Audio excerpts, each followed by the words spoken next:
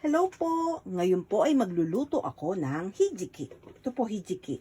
Meron din po akong pansahog na mame, beans po, konyaku, sitake, carrots at abrage at sagika. Dapat po ang lalagay ko dito ay ang dried, pero wala po akong dried kaya ito na lang po. Ito naman ang mga liquid na saki po, mirin, toyo, dashi, at ang sugar. Start na po tayo. Unahin natin na ang carrots, ang satake. Mekos-mekos lang po ng konti. Ito po yan. Ito naman pong konyaku at sagi ka na.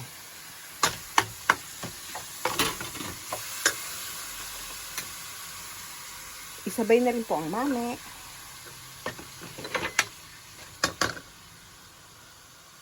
Mekos-mekos lang po natin yan. Konti lang po. At pagkatapos po niyan, ilalagay na ang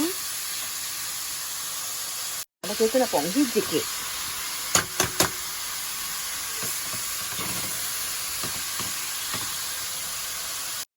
At pag na mekos-mekos na po natin, halo-halo lang.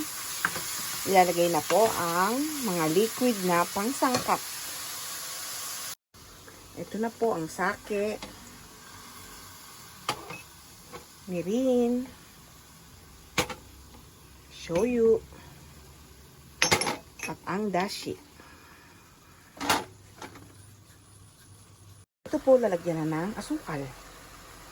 Sato. Mekos-mekos lang po natin. Konting mekos-mekos na lang po, halo-halo at luto na po to. Napakadali po ng hijiking lutuin.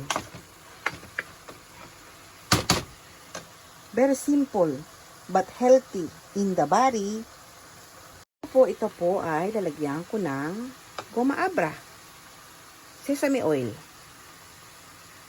Nakakadagdag po ito ng lasa at ng amoy. Patutuyuin lang po natin ang sabaw niyang konti na yan at okay na po to. Thanks for watching po.